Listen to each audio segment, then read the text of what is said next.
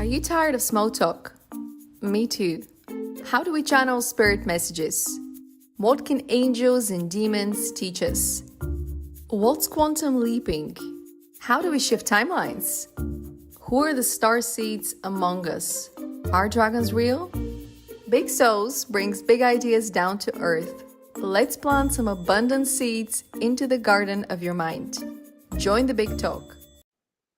Welcome to Big Souls, Big Ideas, a podcast about abundance mindset and replacing the small talk with big ideas. My guest today is a survivor of life, of the violence that happens in life. But we're not going to be talking about what brings us down. We're going to be talking about the power of spirit. And I'm excited and honored to introduce to you author and activist Madeleine Black. Hi, Welcome. Stella. Hi. Thank you for inviting me on your show. Great to have you here. And I see the cover of your book behind you, Broken. So naturally, my first question to you would be, when did you learn about trauma consciously? Well, I was just 13 years old when I learned about trauma because my story is one of sexual violence and I was gang raped when I was 13. And interestingly, it was only when I was writing my book at 51 then I realized I had been raped 3 more times before the age of 18. Because of the trauma, one of the many ways that I responded was to be very promiscuous and not have much self-worth about my body or myself. And I just always put it down to, bad sex or just a bad night, not a nice guy. But many people will say to me, I never called it rape as well. I just diminished it and called it something else. So those chapters, actually, I get lots of response from people when I speak about the other time. So yeah, I had no idea about consent either, which is, looking back now, all of it was trauma, really, all of it. Yeah, and the topic of consent usually goes in a very restrictive way. It's a yes or no, but there is such a huge gray area that we haven't explored that we're not comfortable exploring as a conversation. Yet the content that we're consuming in social media, in mass media, it's very much overly sexualized. Mhm. And it often puts the blame on the women Yeah, for very, very looking often. this way. Yeah. Yeah, there's so much victim blaming, the rape culture. What did you expect? You were wearing this, you were drinking that, you went to his hotel room. That all those things don't cause sexual violence. 100% of all rapes are caused by rapists, nothing else. It's the impulses as well. It's that primitiveness in us, which I think we all have access to. We can choose to be, so to speak, monsters in society, or we can choose to be heroes. And I think some people have grown up in parts of the world where they have been conditioned to believe they're the monsters, and others that they're the victims. So there's a lot of education on both sides of the Yeah. spectrum. Yep, That there's a lot of work that needs done. Yeah, it's so much work needs done in the court system, because in Scotland where I live, there's such a small percentage of cases that go to court will end in conviction. And that's partly to do with the jury coming in with preconceived ideas, like we were just talking about, they'll think she was drinking or she was wearing this and that. So, it must have been her fault. So how does anybody stand a chance if any survivor goes to court when the jury members have got preconceived ideas because of the culture that we live in? So yeah, it's a mess. It is a Basically. myth, yeah. And the more we analyze what is happening around us, the more we are facing the truth, the more we realize we're actually conditioned to expect more of this behavior, to expect more of that standard of living, that bad things are supposed to happen, because Yeah. that is what the media is portraying all the time. But I'm more interested in hearing your story of what was the actual impact of trauma, because I think a lot of people live with that trauma without realizing they've experienced it, because they go into that state of dissociation. But trauma has an impact on the body, on the mind, on the heart, and the psyche, which is the deepest possible layer of us. Yes, so, well, really, at 13, I didn't have the words to verbalize what had happened, and I also had shut down. I numbed out. I really stopped speaking for a good few years, 2 or 3 years. But in the meantime, what we don't speak about is got to come out your body somehow. So I developed an eating disorder. I became anorexic. I had depression. I attempted suicide. I spent 6 months in a children's psychiatric ward as a result of that. I used drugs, I used alcohol, anything to just numb out and forget and push it far away. I had phobias, anxieties, everything made me scared. Fear was my best friend. And yeah, life was a struggle because I saw danger and fear everywhere. My main fears were being around men, being out of control, and just my safety. Everything was a risk, and which was crazy because the worst thing had already happened to me. So I was basing all my fears on my past, and I was imagining what could happen, but actually took me many years. But in the here and now, in that moment, I was actually okay. But for a while, I couldn't trust anyone. I couldn't trust the world. Everything was just scary. Mm. Something powerful that you said, you befriended fear. Fear was your Yeah. best friend. When did you befriend yourself? When did you become your own best friend? Oh, that took a while because for years, as a result of the trauma, I just believed that I was worthless because, being degraded and humiliated and just the way they treated me just felt like I was a less than person.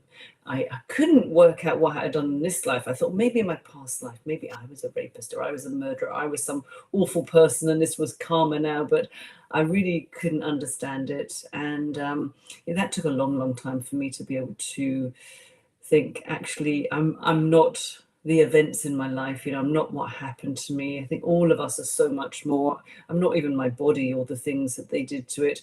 And I think that came very lucky. I did meet a lovely man. We're still together nearly 41 years later, and he just loved me unconditionally.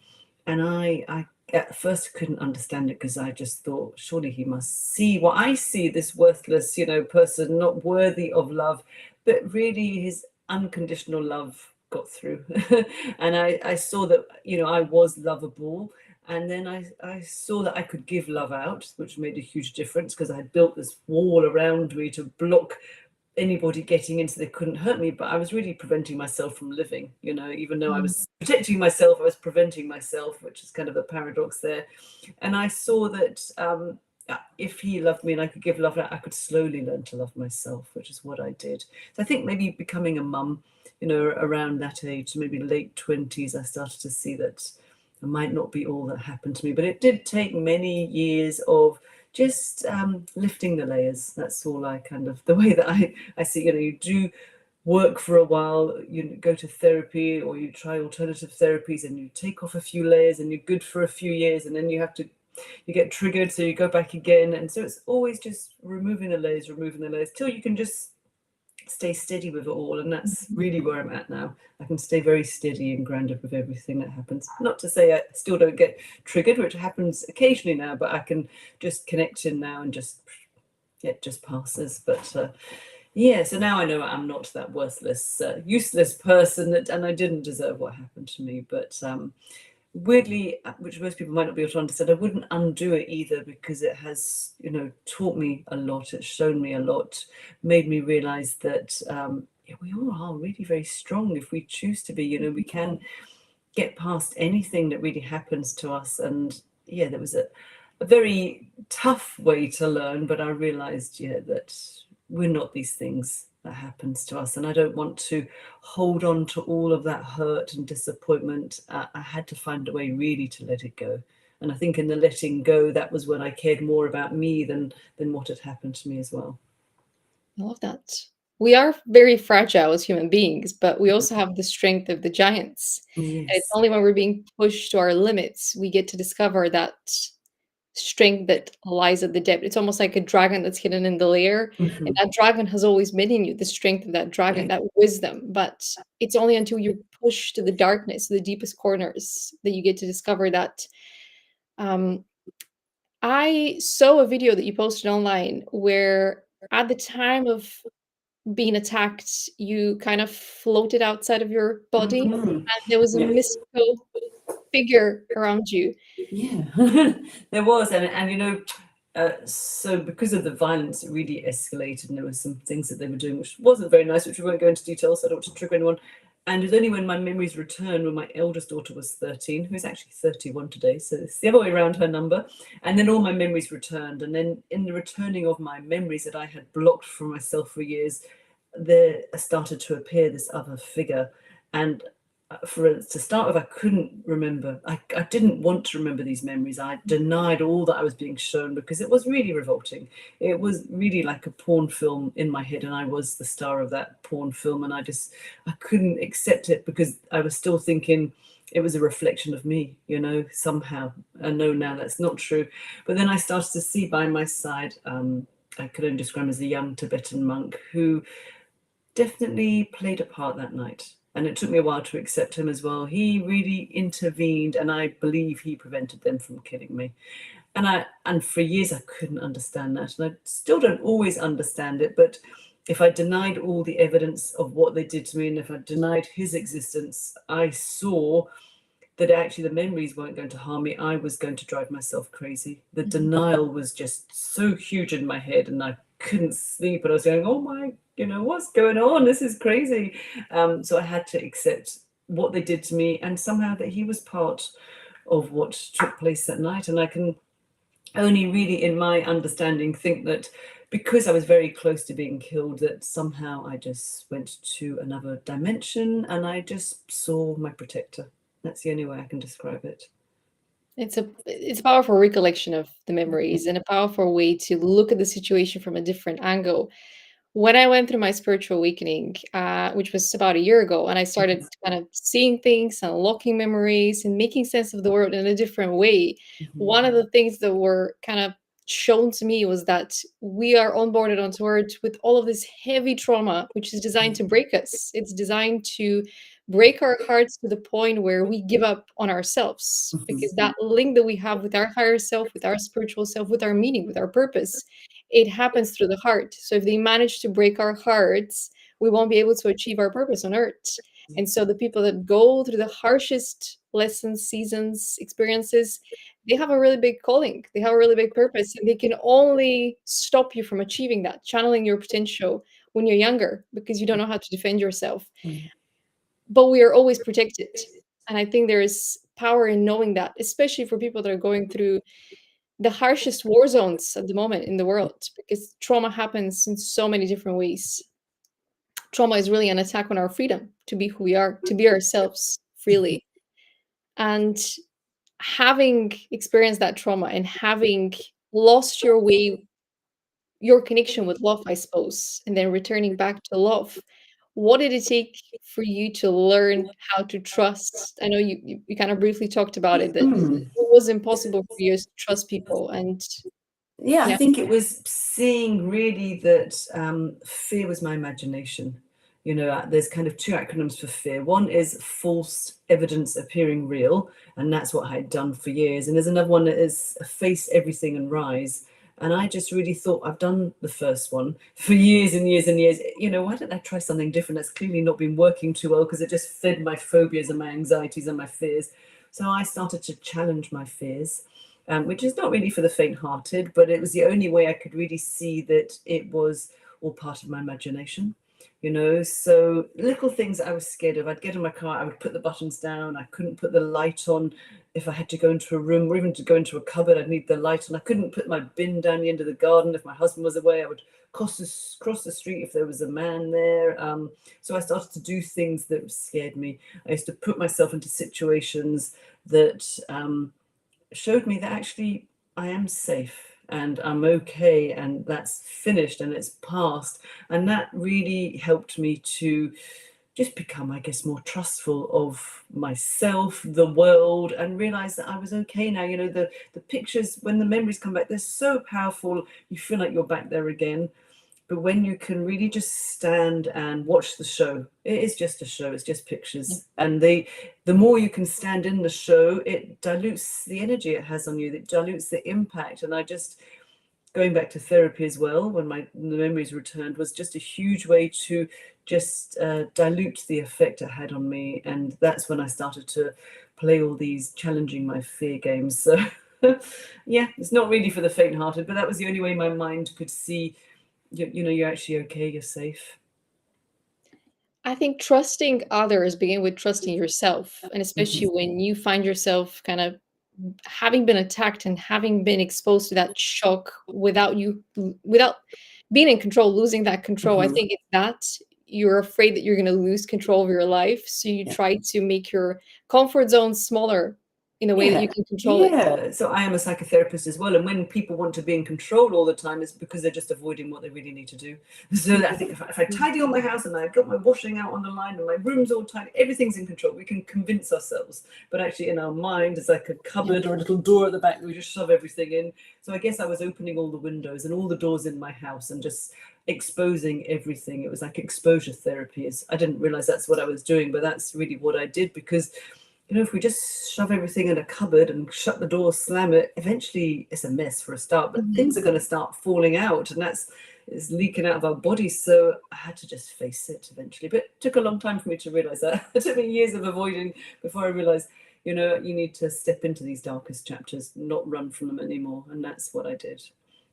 Yeah, and I think they are also part of our story, as much as we don't want to admit them or have them there. They are part of our story, and they're crucial for that testimony that is the power of our spirit.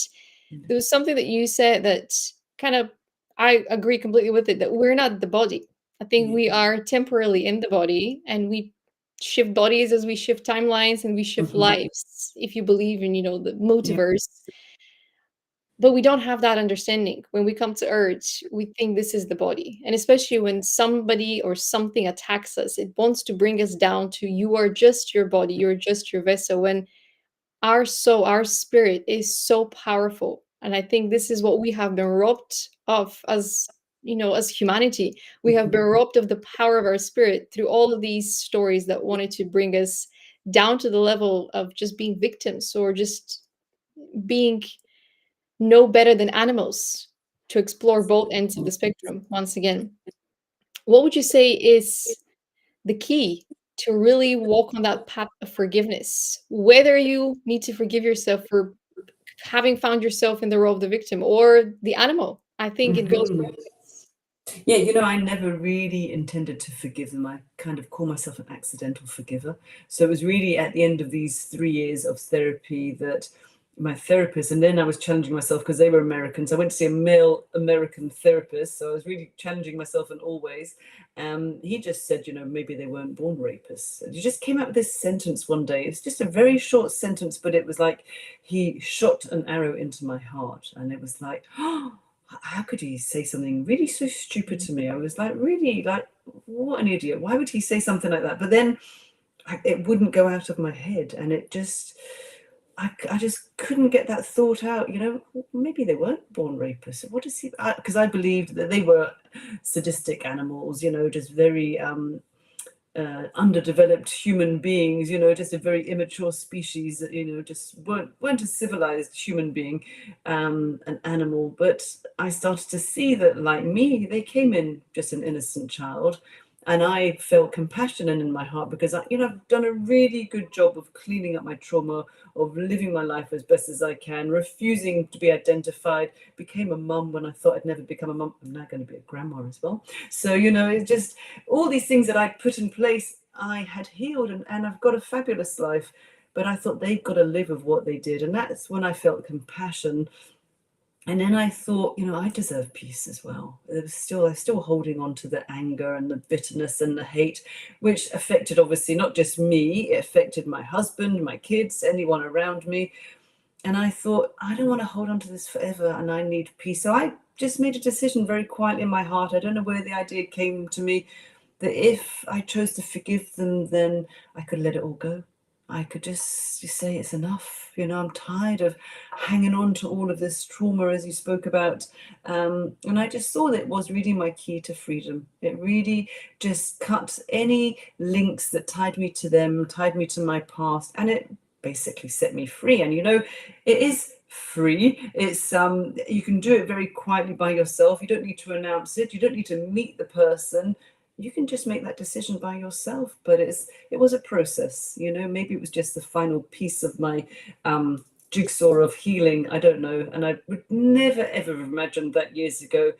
And I just have to say to people that's listening, I'd never forgive a rapist or attacker. I also thought that, and I'm not really a forgiveness preacher. I don't want to tell people that the only way to heal is to forgive, because, as you say, it affects your psyche, your body, all of it, your soul for years, the impact, but it really was my choice, and that's how I chose to do it. And I would never forgive the act of rape because that is just a total violation. But yeah, the choice is always there. We can always choose to hold on to all that bitterness and anger and resentment and sarcasm, or we can acknowledge it, accept it, realize we can't change it, we can't do anything apart from come to terms with it and then let it go to get peace.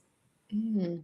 The concept of peace, we're not familiar with it. I think Peace we've in my all mind, seen, that's what it was. yeah, we all see the conflict every single day, whether we see it on TV, whether we see it in celebrity culture. There's always somebody against somebody else. There's always that conflict. And if you could go to refine the educational system, what's one class that you would introduce to make more peace?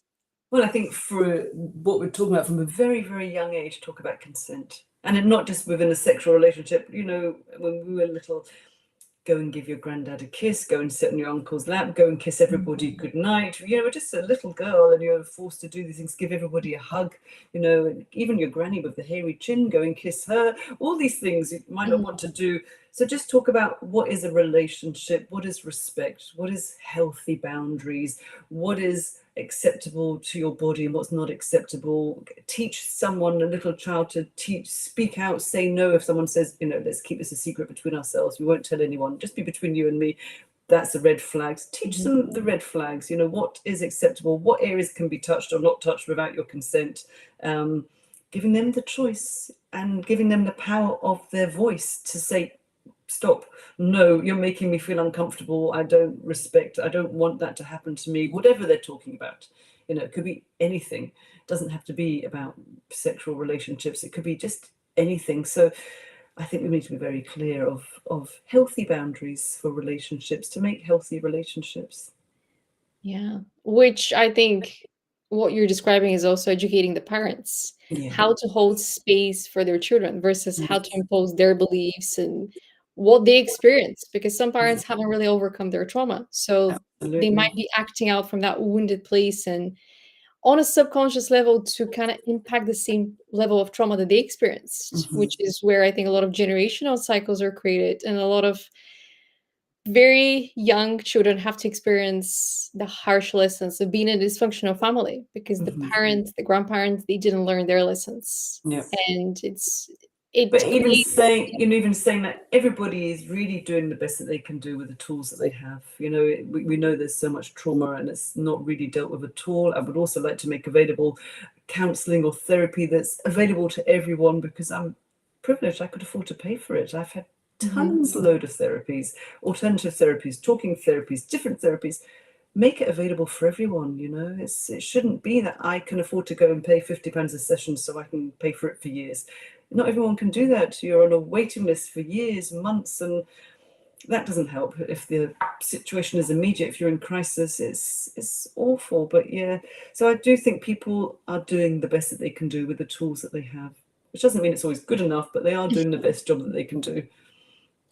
I agree. And I think the topic of consent also, it links back to both the masculine and the feminine psyche, because we always talk about the girls, be a good girl. And that conditioning happens that grooming process happens from a very young age. But we don't teach values to boys and girls. We teach girls to listen and we teach boys to conquer. And that is a very primitive way of raising the children. So a more enlightened approach to let's analyze who we are as humans across all levels. Let's build our identities from when we're young so that we can channel that resentment, that anger, that pain, because we all experience those emotions from a very young age. Let's channel them into creating something, create art, the art of alchemy, which is essentially. And I think there's something that you mentioned before I ask you my final question, that you felt like you were being taken to somebody else's movie, a very dirty movie that you did not want to be part of because it was taking your innocence. When I started this podcast, one of the first episodes was about when people come to drag you out of your main character role within your own life because they want to dethrone you from your own life, you know that something's wrong. And it's exactly how that feels when you're being taken out of your own main character role within your own life. Somebody trying to hijack your story from your experiences, from your free will, your voice. That is a huge attack on your life, I would say, and it goes to very spiritual levels. It's not. I think sometimes people are being experience things on the physical plane, but it's really spiritual warfare. We don't talk about that. Maybe there is religious connotations, maybe there is, generational, but I would say once that happens, it really is about reclaiming your power. Yeah. And my final question to you will be, how can one reclaim their power after violence? Yeah, I guess it's going to look different for everybody. For me, which I don't recommend for everyone, it was speaking publicly, which has been nearly 10 years. But obviously, to ask someone to stand on the stage or to go on TV, the radio, whatever I've done, to share their story publicly is a huge ask. But just to find your voice, just to share your story, whether that's with a therapist or with a friend, or even if you just write it down, stop denying your story and just really start embracing it, start acknowledging it so that you can heal from it. Because I think when we don't speak about it, we hold ourselves back. It's all kept inside. So for me, it was my shame really that kept me quiet. So every time I stand on a stage, it's like, well, I don't really give a shit. Who knows what happened to me? Because it's not what happened to me. It's just my body, which is not me. I'm not even my name really. And the more I speak out, the more it strengthens me, because I also know the ripple effects of sharing our stories. Every time I speak, someone will come and find me and say, this is what happened to me, or they'll find me online, they'll find me in person, they'll send me a message somehow. So I'm passionate about sharing my story, really, to help other people to find their courage and their voice, but also to heal, to start that journey to heal their own life. So I guess it's a ripple effect, because I heard other people speaking, and that gave me my courage. So courage is really contagious. And I hope if people listening in now, or people that have heard someone similar to me, will think, well, if she can do that, then I can do that too. And I will get stronger, and I will heal my life. I won't let this hold me back forever. I want to live my best life. And actually, when I got to a place where it doesn't impact on me anymore, it's like the old me was there, that fire in our gut, that in our solar plexus that we're born with, because the trauma just took up so much space inside that now it allowed more space, and actually more of me has turned up that I didn't even know about. All these different, I never knew I could write a book or stand on a stage and share my story. That would have been impossible to that young 13-year-old. She would have just laughed at me if I told her that would happen one day. So it just shows me that we're just so much stronger. But I think to find your voice, to speak your truth is there's nothing more powerful, and to be listened to and to be believed. So choose wisely who you share your story with, I would say, someone you really trust. I think when we feel disempowered, one of the things that's really powerful as a concept is that we can empower somebody else. Yeah. So maybe that's part of the healing journey, that you don't think about your needs for a moment, but you think, who else is going through this? How can I help somebody else? I think this puts you in the seat of the hero, of that teacher, of that role model, of that leader that maybe you didn't have at the time, but you get to be that for somebody else. And I think this is one of the most powerful ways to look at trauma. What was my trauma and how can I use it to help somebody else? Yeah, so I was in the late 1970s when this happened to me. So, it was a long time ago. We didn't have social media. And I've met you through the power of TikTok, and I'm very new there. It's only been a couple of months. So I'm using that really just to talk about rape, recovery, and resilience. Really, that's what I thought. Other ones have got a bit of, personal stuff on my Instagram or my Facebook or whatever, business stuff. But I just want to really focus on, and maybe just hearing you say that's maybe kind of makes sense. That wasn't available to me. I often go to schools or universities, and I think, gosh, if I had heard me speak if I was 15, 16, maybe I would have found my own voice earlier, or I would have carried hope in my heart much quicker, because there's always hope. There's always hope. I had a podcast for a while. I've finished it now, but there's 123 episodes out there somewhere in the podcast world. And one of my guests had jumped and survived a suicide attempt from a bridge. She wasn't meant to. It was like 200 feet off a bridge in Australia into the water, but she survived. And she told me that the word hope stands for hold on, pain ends. Yeah. And I just thought it was beautiful. whether that's emotional pain or physical pain, just the pain of the, the trauma, the impact that has. It will end one day, but we have to work it. But it will end, doesn't go away by itself, but with the right support, the right people, the right attitude, we can really get past anything. Yeah, this too shall pass. And that Yes. applies to both pain and the joy, because we need Yes. to experience some pain in order for us to build up resilience. Yeah, absolutely. Well, resilience only comes when we put ourselves under pressure. So for Yes. years, my avoiding, I was in my comfort zone. When I stepped out and it was really difficult and awkward, but I stayed steady, that's when you get expand, and that's when you get resilient. And if you can put yourself into these tricky places, like when I'm challenging my fears, oh, I can walk down the end of my garden and put my wheelie bin out. You get a bit braver and a bit stronger. So every day, just choose to be 1%, 10% braver, and then that's how you grow your resilience. Definitely. I'm picturing a mother that's lifting the car when her child's under the car. That's Yeah, extreme I would do strength. that for my kids, of course. I think this is what we do for our inner child when we're ready to finally remove that heaviness of the trauma. But it takes a while. It takes maybe to the Yeah. point where you're almost going to be crushed by that trauma and you say enough. Yeah, I need I to think for me it was shattering the shame, not really caring anymore, and not just being tired of being tired of being traumatized, and just wanting my life to look different. Didn't want it to just be this constant shadow that just followed me and influenced everything. I wanted, I brought these girls into the world, my 3 girls, and I didn't want them to have a traumatized mom. I wanted to show them what it was like to survive something and to thrive. And so I'm very biased, but they are all fabulous and they're all doing well in the world. So I think I've done that job well. There's that question. Who else can I be? If I remove the shame and the guilt and the pain and the grief, who else can I Yeah, be? because we get so identified by what happens to us and we believe with that. But, the trauma isn't really what happens. The trauma is the imprint of what took place, of what goes on inside of us. It's the residue that's left behind. So the trauma is what we think is a trauma, is just the event, but it's what the event does to us. That's really the trauma. And so it was my misconceptions about myself and all the side effects, the fallout, that was really the trauma. So it's mopping it up and draining my swamp, basically.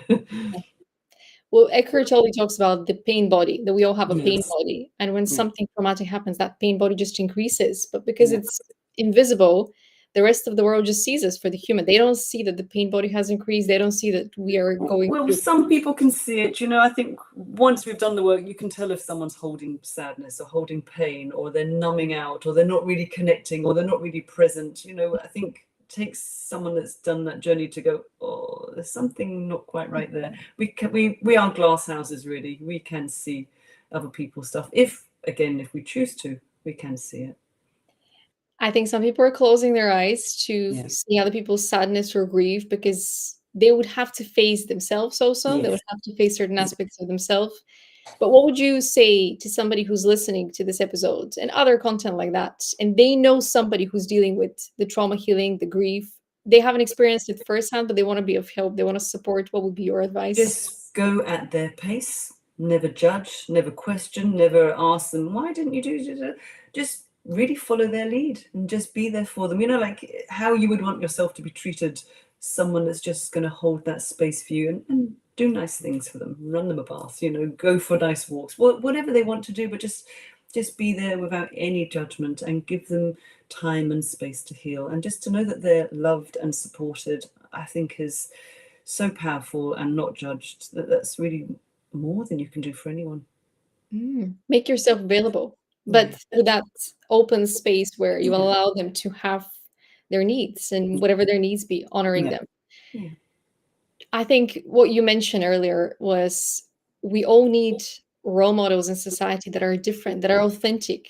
And you saying, if I had somebody deliver a talk like that, like the talks that you're delivering at university or even at school, maybe our lives would have been a little bit easier because we would have found that hope, those bridges of hope and faith and creativity and passion that I think we're a little bit disconnected worldwide because we are destroying the bridges when something awful happens instead of thinking, well, how can I rebuild this bridge in order to help other people follow it, create a pathway. And I think the work that you're doing is precisely that.